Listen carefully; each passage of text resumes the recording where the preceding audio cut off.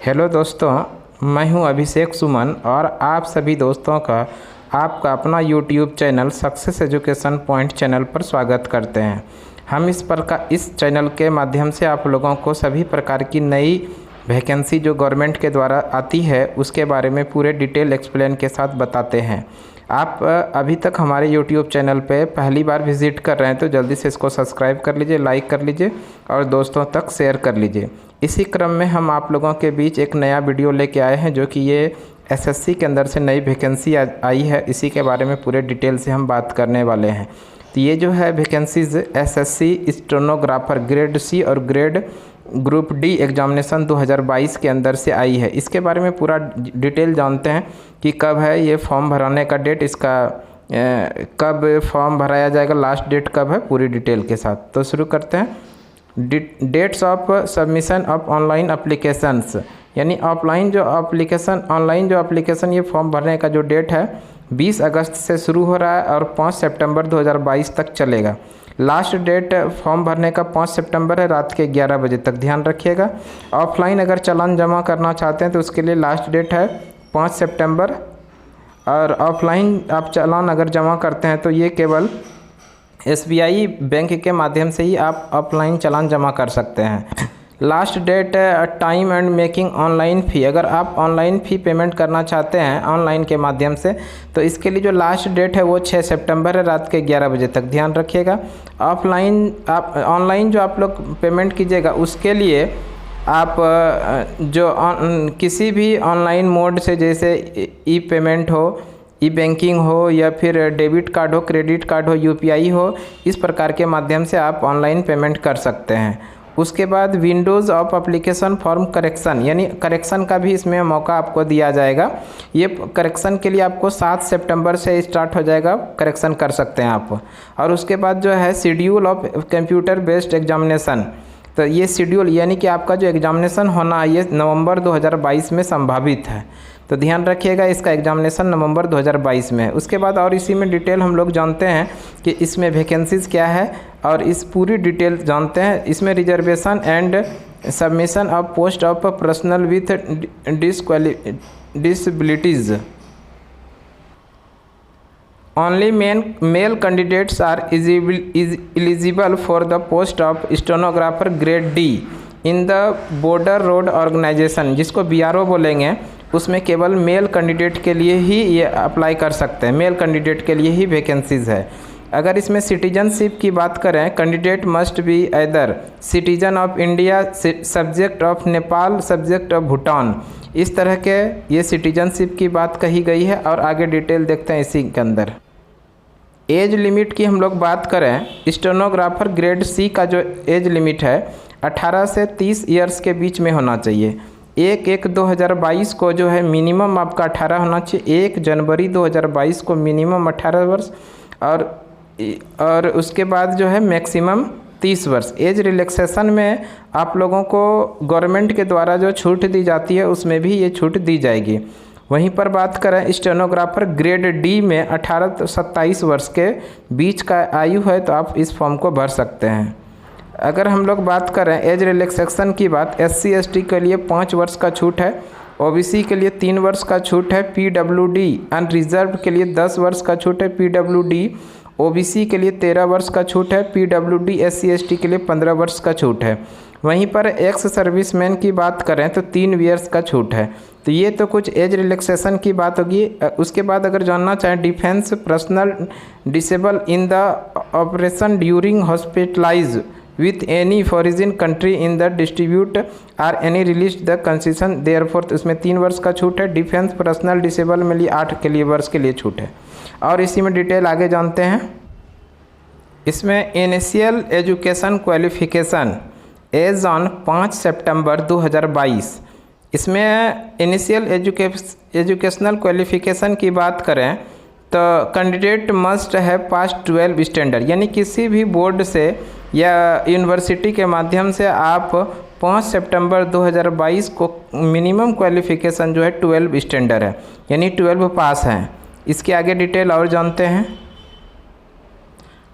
अब हम लोग बात कर लेते हैं कि हाउ टू अप्लाई, आप इस फॉर्म को कैसे भर सकते हैं। तो अप्लाई करने के लिए आप लोगों को इस फॉर्म में कि पहले आप लोगों को जो ऑफिशियल वेबसाइट है https://ssc.nic.in के अंदर जा कर के आप इस वेबसाइट के माध्यम से ऑनलाइन फॉर्म को भर सकते हैं। फॉर्म भरने के लिए आप लोगों को इसमें जो ज़रूरत पड़ने वाला है, इसमें 20 KB से 50 KB के बीच का फ़ोटोग्राफ होना चाहिए और इसके लिए लंबाई चौड़ाई 3.5 सेंटीमीटर विड्थ और 4.5 सेंटीमीटर हाइट में होना चाहिए। The photograph should be without cap and spaces, यानी कि बिना चश्मा और कैप के ये फ़ोटोग्राफ होना चाहिए। इसके बाद भी जानते हैं स्कैन सिग्नेचर JPEG में 10 से 20 KB का होना चाहिए। उसके बाद इमेज डायमेंशन की बात कर लेते हैं तो 4 सेंटीमीटर विड्थ होना चाहिए और 2 सेंटीमीटर हाइट होना चाहिए। तो last date and time submission online application जो है 5 सितंबर के पहले आप लोग इस फॉर्म को भर सकते हैं। और इसी में आगे डिटेल बात करते हैं। एप्लीकेशन फ़ी की बात करें तो एप्लीकेशन फ़ी है 100 रुपया और वुमेन कैंडिडेट SC ST और ESM के लिए जो है ये विदाउट फ़ी है, यानी कि कोई भी उनको फ़ी पे नहीं करना पड़ेगा। फ़ी ध्यान रखिएगा, fee can be paid through BHIM UPI net banking on by a using visa, master card, maestro, RuPay, credit card and debit card के माध्यम से आप कर सकते हैं। SBI branch by generated SBI challan के माध्यम से कर सकते हैं। तो SBI में आप जाके इस 100 रुपये का जो पेमेंट है वो कर सकते हैं। इसके अलावा पेमेंट जो है आप 6 सितंबर के पहले ही आप ऑनलाइन पेमेंट कर सकते हैं। आगे और देखते हैं इसी के अंदर एग्जामिनेशन सेंटर्स की बात करें और सेंटर कोड यहाँ पर दिया हुआ है। भागलपुर, मुजफ्फरपुर, पटना, आरा, बरेली, गोरखपुर, झांसी, कानपुर, लखनऊ, मेरठ, प्रयागराज, वाराणसी, पूर्णिया।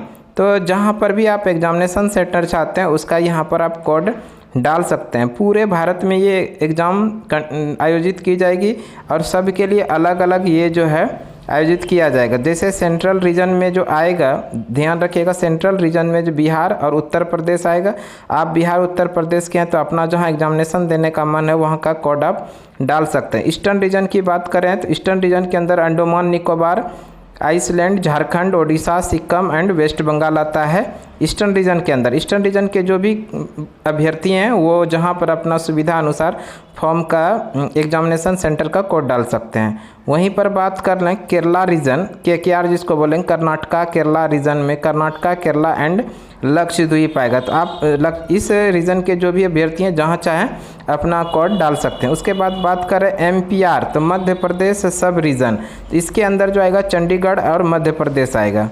उसके बाद अगर हम लोग बात करें नॉर्थ ईस्टर्न रीजन NER तो इसके अंदर जो आएगा अरुणाचल प्रदेश आएगा, असम आएगा, मणिपुर आएगा, मेघालय आएगा, मिजोरम आएगा, नागालैंड एंड त्रिपुरा आएगा। तो इस रीजन के भी जो अभ्यर्थी हैं वो जहाँ चाहें अपना सुविधा अनुसार आप अपना कोड के माध्यम से वहाँ पर एग्ज़ाम दे सकते हैं। वहीं पर बात करें नॉर्दर्न रीजन तो नॉर्दर्न रीजन के अंदर दिल्ली, राजस्थान और उत्तराखंड आएगा। तो ये तो कुछ एग्जामिनेशन सेंटर्स की बात हो गई और इसी में हम डिटेल देखते हैं।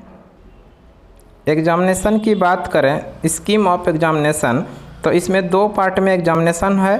पहली बार तो आप लोगों को जो ऑब्जेक्टिव टाइप देना है एग्जामिनेशन, उसके बाद सब्जेक्टिव में जो कि टाइपिंग होगा और सब्जेक्टिव अलग होगा। ध्यान रखिएगा, the candidate of computer based examination are maintained below. General intelligence reasoning जो है 50 नंबर का 50 क्वेश्चन, जनरल अवेयरनेस जो है 50 क्वेश्चन 50 नंबर का, और इसके लिए जो टोटल टाइम दिया हुआ है 2 घंटा 40 मिनट। तो ध्यान रखिएगा 2 घंटा 40 मिनट के अंदर आप लोगों को 100 क्वेश्चन को डील करना है। और उसके बाद जो है पेपर 3 में इंग्लिश लैंग्वेज कम्प्रीहेंशन जो है 100 नंबर है और candidate eligible for script paper पारा 7 के अंदर जो डिटेल दिया हुआ है उसके माध्यम से आप लोग जानिए कि इस एग्जामिनेशन को देने के बाद अगर आप सही आंसर करते हैं एक क्वेश्चन तो आपको 1 नंबर दिया जाएगा, और एक क्वेश्चन को अगर गलत करते हैं 0.25 नंबर का नेगेटिव मार्किंग का भी प्रावधान है, यानी 1/4 नेगेटिव मार्किंग भी इसमें किया जाएगा। तो इसलिए ध्यान रखिएगा कि आप जो सही जानते हैं उसी को आंसर कीजिए, नेगेटिव अटेम्प्ट बिल्कुल नहीं लीजिए। और इसी में आगे बात कर लेते हैं। अब जो है जनरल अवेयरनेस में जो आप लोगों को क्वेश्चन पूछा जाएगा, वो question will be decision to test the ability, यानी कि आजकल अब देख लेते हैं skill test in stenography. Skill test यानी टाइपिंग जो लिया जाएगा, तो ध्यान रखिएगा स्टेनोग्राफर ग्रेड डी के लिए इंग्लिश टाइपिंग है और इसमें टाइम जो है 50 मिनट है। ध्यान रखिएगा टोटल ड्यूरेशन इन मिनट 7 है, वो अकॉर्डिंग टू पारा 7A और पारा 7B के अनुसार। स्टेनोग्राफर ग्रेड डी के लिए जो हिंदी टाइपिंग है उसमें 65 मिनट टाइम दिया जाएगा, मिनिमम और मैक्सिमम 90 मिनट। ध्यान रखिएगा स्टेनोग्राफर ग्रेड सी जो है इंग्लिश में जो 40 मिनट टाइम मिनिमम है और 55 मिनट मैक्सिमम है। स्टेनोग्राफर ग्रेड सी की बात करें तो हिंदी टाइपिंग के लिए आपको 55 मिनट से 75 मिनट के बीच का दिया जाएगा। देखिए आप लोग जो एग्जामिनेशन देने के लिए जाइएगा तो ओरिजिनल या तो आधार कार्ड हो, प्रिंट आउट या आधार कार्ड, या वोटर आई कार्ड हो, ड्राइविंग लाइसेंस हो, पैन कार्ड हो, पासपोर्ट हो, या फिर स्कूल या कॉलेज आईडी हो। इसके बाद अगर ये सब नहीं है तो एम्प्लॉयर आईडी जो गवर्नमेंट के द्वारा इशू किया गया है। एक्स सर्विस मैन के लिए डिस्चार्ज बुक इशू जो मिनिस्ट्री ऑफ डिफेंस के द्वारा दिया जाता है, या किसी भी स्टेट गवर्नमेंट के द्वारा जो आईडी प्रूफ आपको जारी किया इशू किया गया है उसको लेके आपको साथ में जाना पड़ेगा, जिसके अंदर की फ़ोटो आपका साफ साफ दिखाई पड़े। और इसी के आगे डिटेल जानते। अब हम लोग जान लेते हैं मोड ऑफ सिलेक्शन। सिलेक्शन जो होगा minimum qualifying marks of computer based examination are follows, यानी कि एग्जामिनेशन के बाद जो है मिनिमम क्वालिफिकेशन है 30% जनरल के लिए, ओबीसी ईडब्ल्यूएस के लिए 25% है, एससी एसटी के लिए 20% है। तो ये मिनिमम क्वालिफाइंग है। आप जब ऑनलाइन रजिस्ट्रेशन करने लगेंगे तो आपके पास जो है मोबाइल नंबर जिसमें कि ओटीपी आएगा, ईमेल आईडी जिसमें ओटीपी आएगा, आधार कार्ड, ये सभी चीज़ होना कंपलसरी है। ये सबको आप लोग सामने रख के तब ऑनलाइन फॉर्म भरना शुरू कीजिएगा।